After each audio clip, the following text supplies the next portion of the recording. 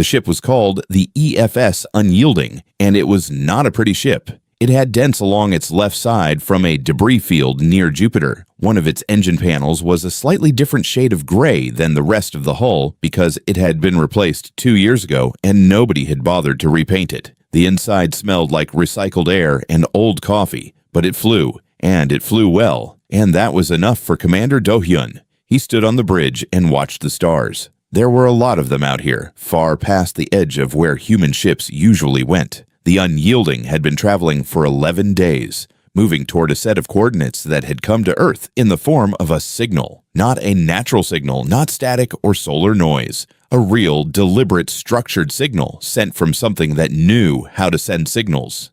Do-hyun was 39 years old. He had short, dark hair, a scar under his left jaw from an old training accident, and the kind of calm face that made people around him feel slightly better about dangerous situations. He had been chosen to lead this mission not because he was the most decorated officer in the fleet, but because he was the steadiest. Earth needed steady right now. Behind him, sitting at a wide console covered in translation data, was Hyun. She was the mission's lead xenobiologist and first contact specialist, which was a job title that had not existed 10 years ago. She was sharp-eyed and quiet, and she had spent the last 3 years learning everything humanity knew about alien communication patterns, which was not a lot, but was more than nothing. She had a small notebook on the desk beside her console, physical paper, which she wrote in by hand. Old habit. She said it helped her think. The signal had been traced to a region of space where the Galactic Accord operated. Humanity had heard of the Accord before. Fragments of their transmissions had been picked up by deep space listening posts years ago. The Accord was big,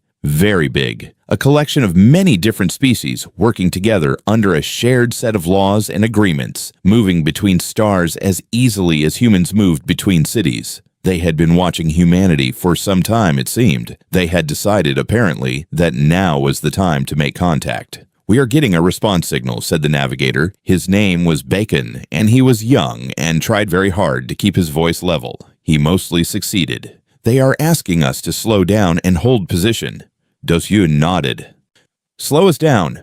The Unyielding dropped to a crawl. Outside the forward window, space did not look like it did in science fiction films. There were no dramatic swirling nebulae right outside the window, just stars, cold and distant. And then, ahead, 3 vessels that were not human. They were large, not enormous, not the city-sized ships that some crew members had expected, but large enough to make the Unyielding look like a small boat beside a cargo freighter. Their design was smooth and curved, almost organic-looking, with no sharp angles. They gave off a faint blue light along their edges. They were beautiful in a way that was slightly unsettling. Hyun stood up from her console and moved to stand beside Do-hyun. She looked at the ships for a long time without speaking. 3 vessels, she said quietly.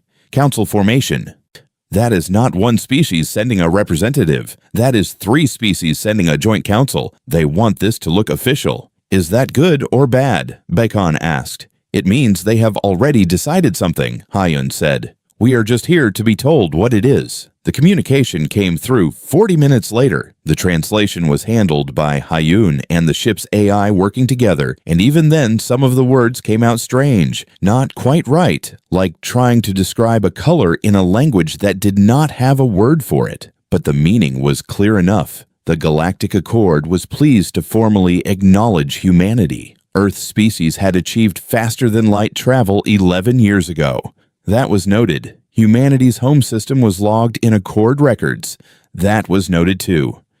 As a newly spacefaring species with no prior contact history, humanity was being given a classification of Tier 6. Tier 6 was the lowest classification in the Accord system. It meant young. It meant new. It meant, though they did not say this directly, unimportant. Humanity was advised to remain within its home system and nearby space. Humanity was advised not to approach Accord core territories. Humanity was told it could apply for observer status, which was a category below member status, which was itself below partner status, and there were 4 levels above that. Observer status meant you were allowed to watch. It did not mean you were allowed to speak. Do-hyun listened to all of this with a still face. He asked 2 questions. What responsibilities came with observer status?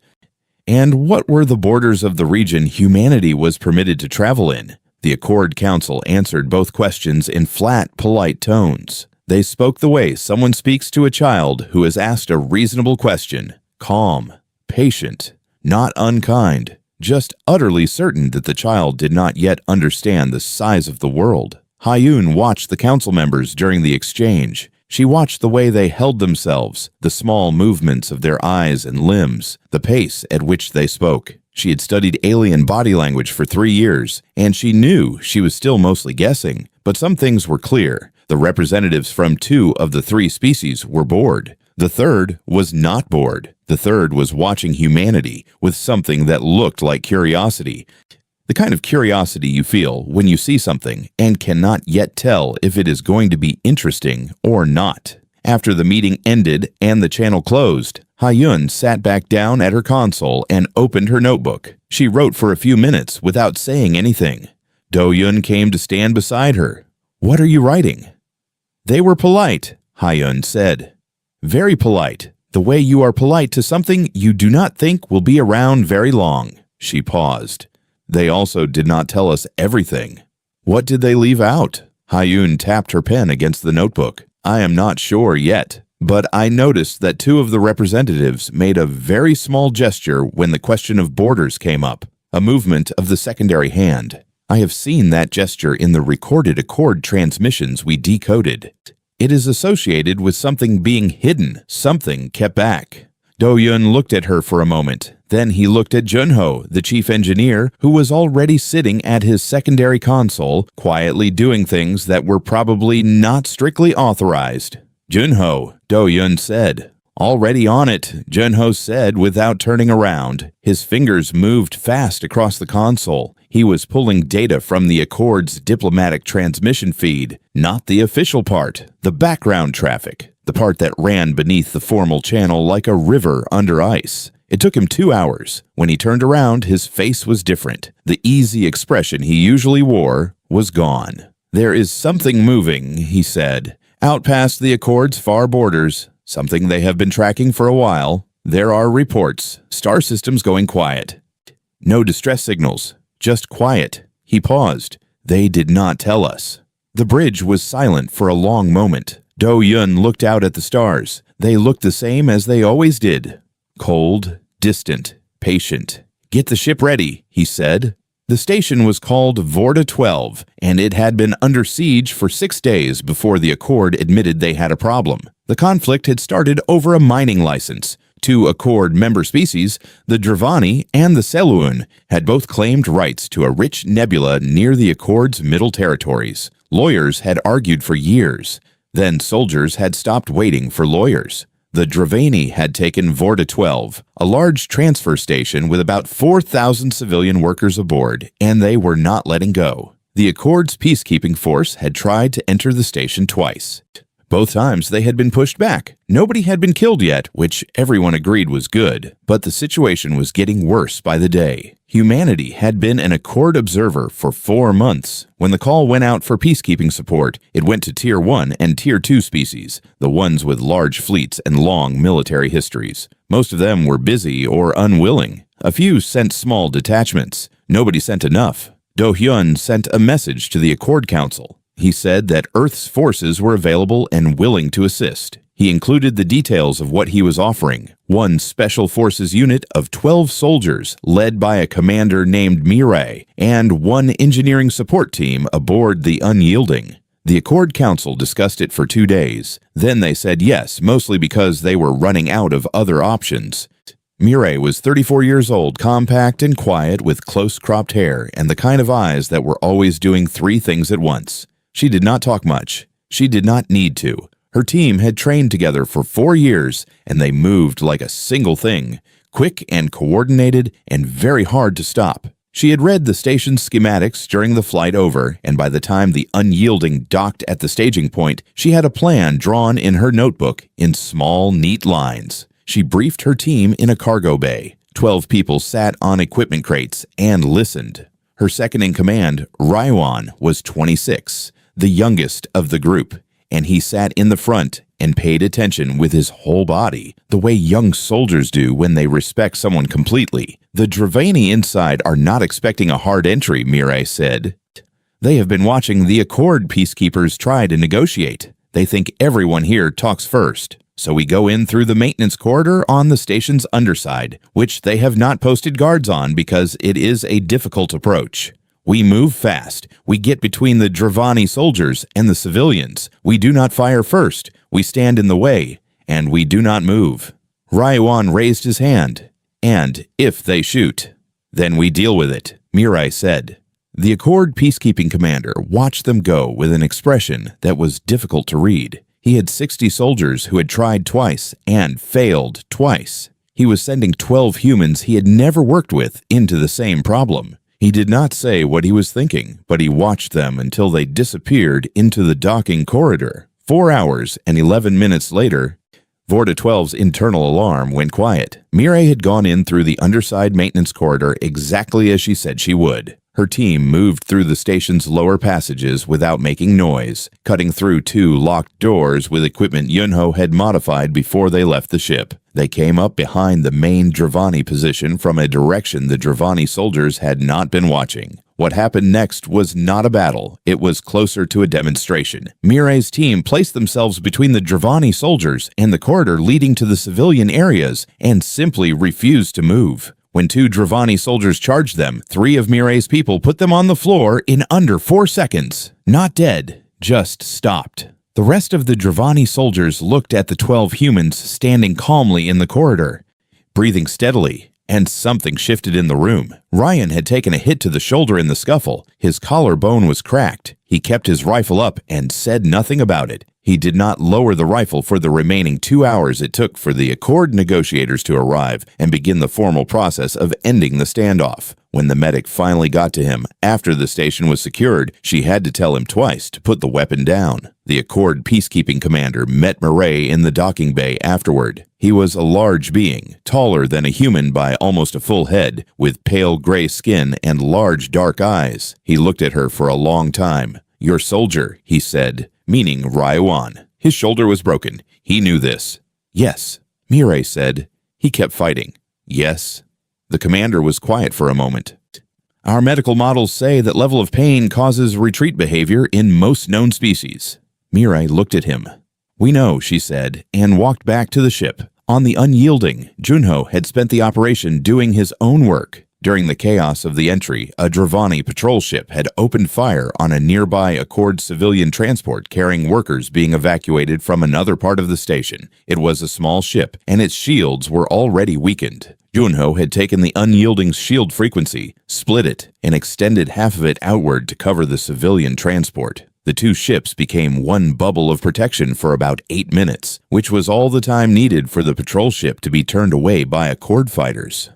The problem was that splitting a shield that way was not something the Unyielding was designed to do. The components involved were not meant to work together at those power levels. Junho had made them work anyway, using 3 different improvised connections and a cooling bypass that absolutely voided the warranty on 2 major systems. The Accord engineers who reviewed the data afterward spent a long time looking at the numbers. One of them sent a message to Hyun, who forwarded it to Junho. The message said, in translation, "This should not function. Please explain how it functions." Junho wrote back, "I needed it to work, so I made it work." He thought about it and added, "Sorry about the warranty."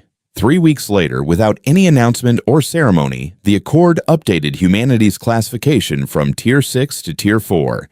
Nobody from the Accord said anything about why. The file was simply updated. Hyun found it while doing routine data checks and sat looking at it for a full minute before she went to tell Do-Hyun. 2 tiers in 4 months, Do-Hyun said. "Yes," Hyun said. "And they did not tell us. They just changed the number." Do-Hyun thought about that. "They are not sure what to make of us yet." "No," Hyun agreed, "but they are paying attention now." In a sealed section of the Accord's Central Intelligence Archive, a file had been created under a classification level that only 12 Accord officials could access. The file was titled Human Military Anomaly, Ongoing Assessment. It had been started the day after Vorta 12. Inside, it held sensor logs, medical data pulled from Accord observers, translated after action reports, and a growing list of questions that the Accord's best analysts had not yet been able to answer. The questions were not about tactics or technology. Those things could be studied and copied and understood. The questions were about something else. About why. About what kind of creature keeps fighting after the body says stop. About what it means when 12 beings walk into a room where 60 have already failed and do not seem to find that strange at all. The file grew by the week. The first star system went dark on a Tuesday. Nobody called it dark at first. The Accord's monitoring station simply stopped receiving signals from it. Routine checks were run. Equipment faults were considered. A follow-up probe was sent. The probe did not send back data. Another probe was sent. Same result. A scout ship was dispatched. It came back, but only one of its 3 crew members was still alive, and that crew member could not explain what had happened clearly. She kept using a word in her own language that translated roughly as consumed. By the time the second star system went quiet, the Accord High Command had a name for what was happening. They called it the Vreth. The Vreth was not a single creature and not a single ship. It was a swarm, a vast, moving, thinking swarm that operated as one mind across millions of individual bodies and vessels, spreading through space the way fire spreads through dry grass, fast and without hesitation and without mercy. It did not want territory. It did not want resources. As far as Accord analysts could tell, it wanted nothing that had a name. It simply moved and consumed and grew and moved again. The Accord did not tell humanity. They did not tell humanity because humanity was Tier 4, and Tier 4 species were not given access to classified threat intelligence. The decision was made at a high level, quietly, and the reasoning was practical. There was no benefit in alarming a young species that had no ability to help. The Accord's Tier 1 fleets would handle it. That was what Tier 1 fleets were for. Except the Tier 1 fleets did not handle it. The first major engagement happened near a system called Davrin's Point. The Accord sent 47 of its most advanced warships. The Vreth swarm met them with numbers that were difficult to count. The battle lasted 9 hours. 11 Accord ships survived. The Vreth moved on without slowing. It was Junho who found out first. He had never stopped watching the Accord's background data traffic, the quiet river that ran beneath the official channels. He had become very good at it over the months. He could read the patterns of the traffic now, the way an experienced sailor reads the way water moves.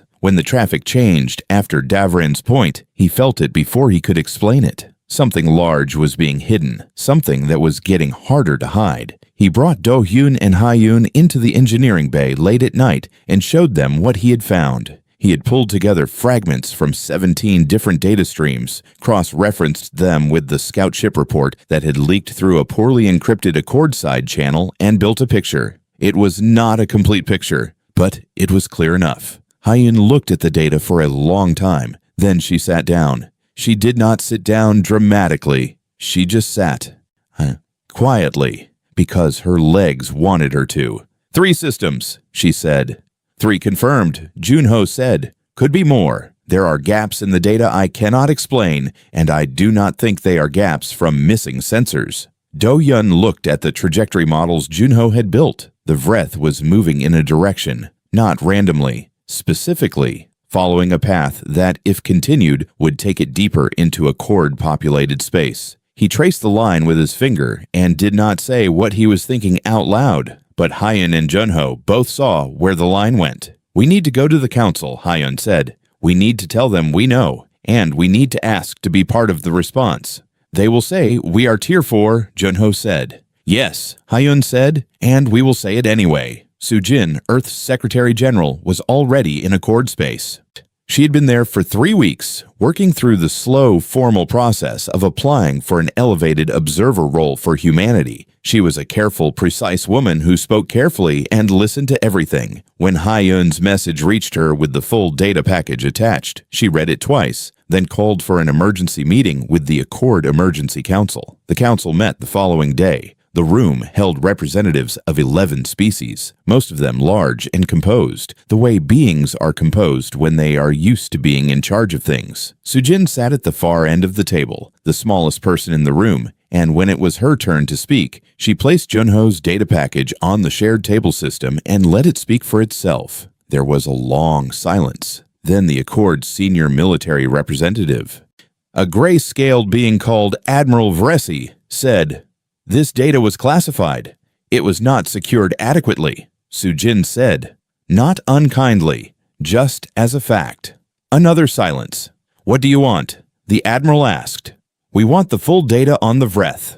Sujin said, "We want to be part of the response planning, and we want our military ships cleared to operate in the sectors under threat." The Admiral looked at her across the table. "Your species is Tier 4. This threat has destroyed Tier 1 fleets." Sujin looked back at him steadily. "Then you need everyone you can get." Back on the Unyielding, Do-Yun and Junho had already started working on the Vreth data that the Council eventually released. Junho had been staring at the swarm's movement patterns for hours. He saw the thing he was looking for near the end of the second day. The Vreth coordinated through a frequency signal, a shared pulse that moved through the entire swarm at regular intervals, keeping all the separate units connected to the single mind. Without that pulse, the individual units would lose coordination. They would still be dangerous, but they would not be a single thinking thing. They would just be pieces. Disrupting the pulse required getting extremely close to its source and detonating a modified drive core, retuned to the right frequency. The explosion would send a wave through the swarm's communication network. If the tuning was right, it would scramble the pulse. If it was not right, it would just be an explosion, and the person doing it would still be extremely dead. "I can get the tuning right," Junho said. He said it in the flat, certain tone he used when he was not guessing. "The problem," Do-Hyun said, "is that someone has to get close enough to do it."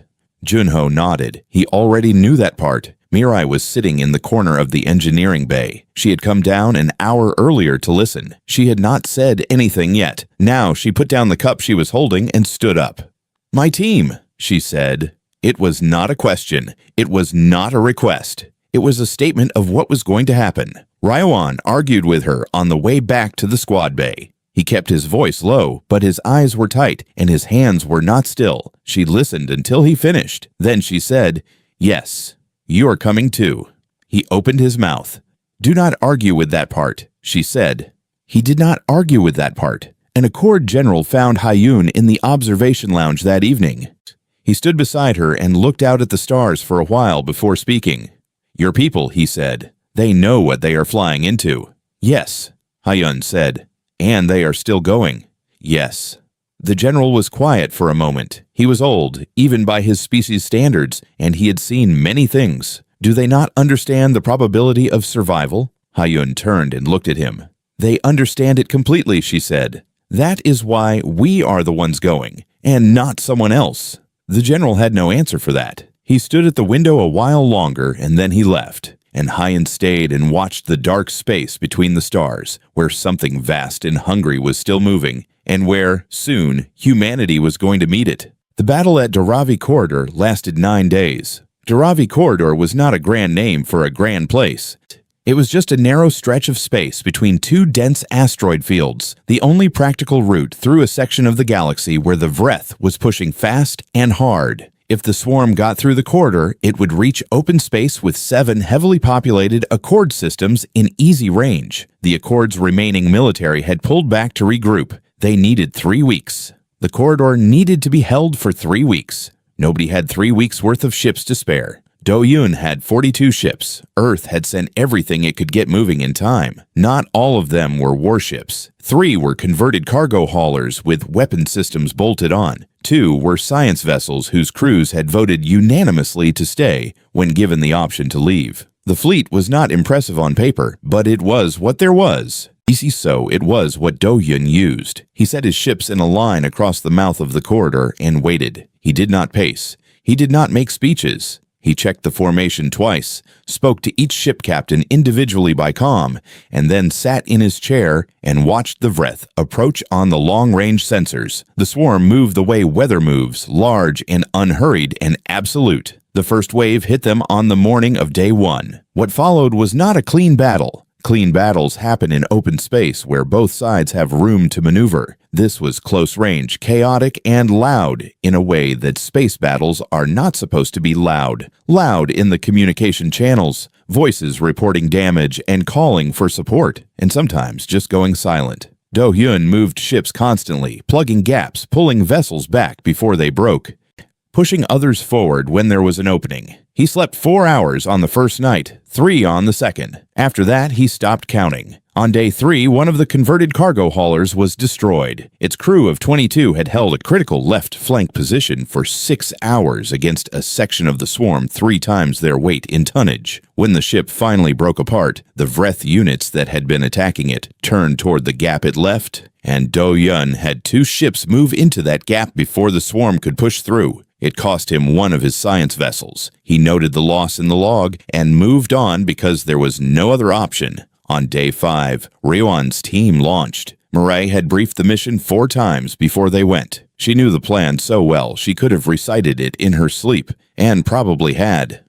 They were going to fly a single small craft into the swarm's interior, toward the primary coordination node, a massive biomechanical structure that sat at the heart of the Vreth, like a brain. Get inside, reach the core, trigger Junho's device. The small craft had no weapons worth mentioning. It had a very good stealth system that Junho had built partly from Accord components, and partly from things he had invented himself. Mirai sat in the front. Ryuan sat behind her. The rest of the 8-person team sat in 2 rows and were quiet. They went in at a point where the swarm was thinnest, near the upper edge of the formation, where the Vreth units were moving fast and paying most of their attention to the battle at the corridor. The stealth system worked for 4 hours. Then a Vreth sensor unit found them. What came next was fast and brutal and difficult to describe in order. Mirai flew the craft through the interior of the swarm like she was threading a needle with the thread on fire. 3 of her team were lost when a Vreth unit breached the hull of the outer corridor of the node. She sealed the interior door and kept moving. She did not stop to grieve. There was no time. She filed it away in the part of herself that dealt with loss later, when there was a later. Ryan lost the use of his right arm when a piece of debris from a swarm unit hit his suit. He switched the device to his left hand and kept going. They reached the coordination node's core with 5 people left. Junho's device was a cylinder about the size of a large thermos. It did not look like much.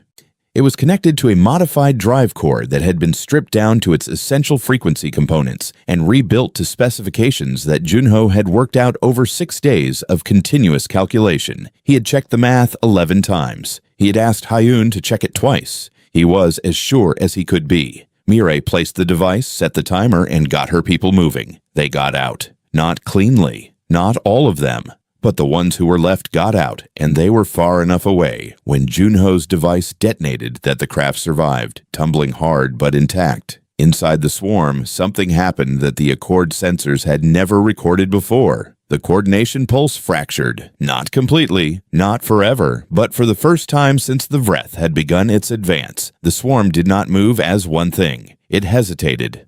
Different units began moving in different directions. The perfect, terrible coordination that made it so deadly broke into pieces for a long, critical window. Do Yun used every second of that window. He pushed his fleet forward while the swarm was confused, targeting the largest Vreth units, burning through ammunition and fuel reserves at a rate that would leave him nearly empty afterward. He did not care about afterward. He cared about now. On day 7, Hyun did something no one had told her to do and no one had expected. She opened a communication channel directly toward the swarm's coordination node, not to ask for surrender, not to threaten. She simply began to talk. She talked about what the last 9 days had looked like from the human side. She talked about the 22 crew members on the cargo hauler. She talked about Ryuan's arm and why he had not stopped. She talked about what sacrifice means, what it feels like to lose someone and keep going, not because you have to, but because the thing you are fighting for matters more than the pain. She did not know if the Vreth was listening. She did not know if it could understand. She talked anyway. On day 8, Junho triggered a second disruption wave from inside the Unyielding's own engine room. The first had fractured the swarm, the second shattered it. The coordination network collapsed across the entire formation. Vreth units began drifting. The advance stopped. The Unyielding's engine room was on fire when Junho walked out of it. He had burns on both arms and one side of his face. He sat down in the corridor outside and did not move for a while. On day 9, the Vreth was still. Do-Yun sat in his chair on the silent bridge and looked at the sensor display for a long time. The Accord's regrouped forces were moving in behind them now. The corridor was still open. The 7 systems beyond it were still there. An Accord admiral appeared on the view screen. He had the look of someone who had been watching something they did not fully understand and was still processing it. He looked at Do-yoon for a moment, at the battered bridge around him, at the state of the fleet on the shared tactical display. "We owe you a debt," the Admiral said. His voice was careful. "We do not know how to repay it. What do you want?" Do-hyun looked at the sensor display, at the wreckage in the corridor, at the names of the ships that were no longer there. "Nothing," he said. "Just don't forget what happened here." The Admiral was quiet for a moment. Then he nodded, once, and the channel closed. Do-hyun stayed in his chair. Outside, the stars were exactly as they had always been, cold and distant and patient. They had not changed, but something else had. 1 year after the Battle of Dharavi Corridor, the Accord Grand Assembly met for the first time in 200 years. The chamber was enormous. It had been built to hold representatives of every species in the Accord, and there were many species in the Accord, and their representatives were all very different in size and shape, and the amount of space they needed around themselves to feel comfortable. The room handled all of this with high ceilings and wide aisles in sections that had been built for beings who breathed different air. It was loud before the session started, the low noise of many different kinds of voices doing many different kinds of communication. Then the session was called to order, and it went quiet. Sujin sat at the human delegation table. She had been in Accord space for most of the past year, working, negotiating, pushing through the dense formal systems of galactic diplomacy with the same careful persistence she had brought to every hard thing in her life. She was not the loudest person in the room. She did not need to be. The agenda had one item, the formal reclassification of humanity. The debate lasted 4 hours. It was, by most accounts, one of the more interesting debates the Assembly had held in a long time. Several species argued that humanity should be placed at Tier 1, the highest classification, which had never held more than 3 species at once and was considered by most to be the practical ceiling of recognition. Others argued that the tier system itself was the wrong framework, that humanity had done something at Dharavi Corridor that the tier system had no language for, and trying to fit it into existing categories was missing the point. A representative from a small old species near the Accord's outer rim stood and said something that was later quoted in many places. He said that in his species' long history, they had only ever heard of one other kind of being that would fly into something that killed Tier 1 fleets with 42 ships and a plan. They called that kind of being something that translated roughly as the one who stands between. He said he thought that was what humanity was. Nobody argued with that for very long. When it was Sujin's turn to speak, she did not ask for a tier. She had thought carefully about what she was going to say and had decided to ask for exactly one thing. She asked for a seat on the Accord's Threat Council, the body that decided how galactic defensive resources were allocated, where forces were sent, and which dangers were taken seriously before they became catastrophes. She said that humanity wanted to be consulted before the next crisis, not after it. She said that if the Accord had told humanity about the Vreth when they first knew about it, things might have gone differently. The room was quiet for a moment after she said that last part. It was the kind of quiet that happens when something true has been said that nobody particularly enjoys hearing. The vote was unanimous.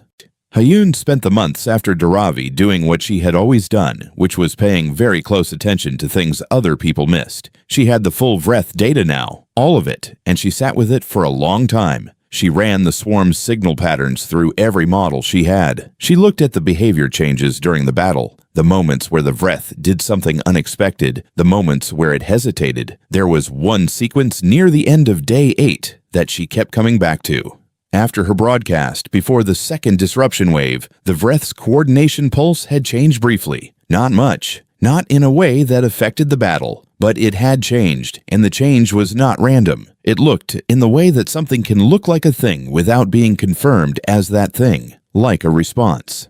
Like the swarm had heard something and produced a reaction to it. She filed a quiet report with a long title that most people would not read past the first page. The title was Preliminary Assessment of Potential Non-Hostile Communication Capacity in Vreth Swarm Intelligence. In it, she wrote carefully and with many qualifications that the Vreth might not be what it appeared to be. That something that large and that old and that strange might have a reason for what it was doing that nobody had yet asked about. That understanding it might matter more in the long run than simply stopping it. She did not know if anyone would take it seriously. She wrote it anyway. In a repair dock above the rebuilt Accord transit station, Junho was 3 meters deep inside the engine of a new ship.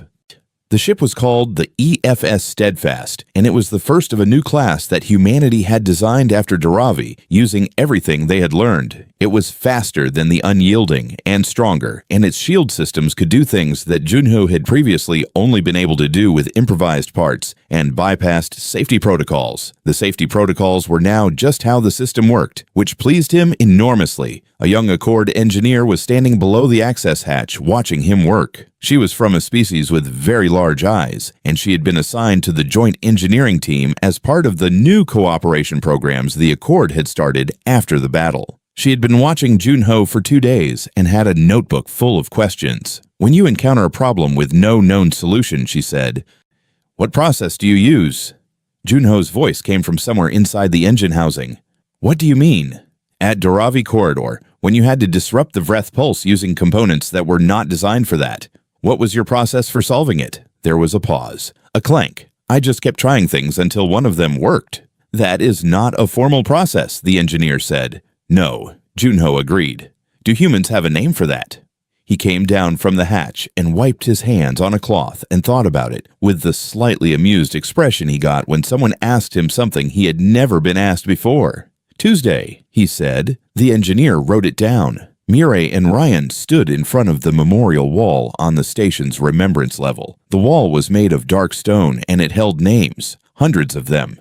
Oh, in both human script and the Accord's common script. They had been there for about 20 minutes without talking. The station was busy around them, the normal noise of a place that was alive again after nearly not being, but this section was quiet. Ryan's arm had healed mostly. There was a stiffness in the shoulder that the doctor said would improve over time. He moved it carefully without thinking about it, the way you do with something that has been hurt and repaired, but not entirely forgotten. After a while, Mireille turned and walked back toward the main corridor. There were new orders. There were always new orders. Riwan followed. Do-Yun received the new signal on a Thursday morning. It came from the edge of mapped space, far past anything charted in the Accord's records. It was structured. It was deliberate.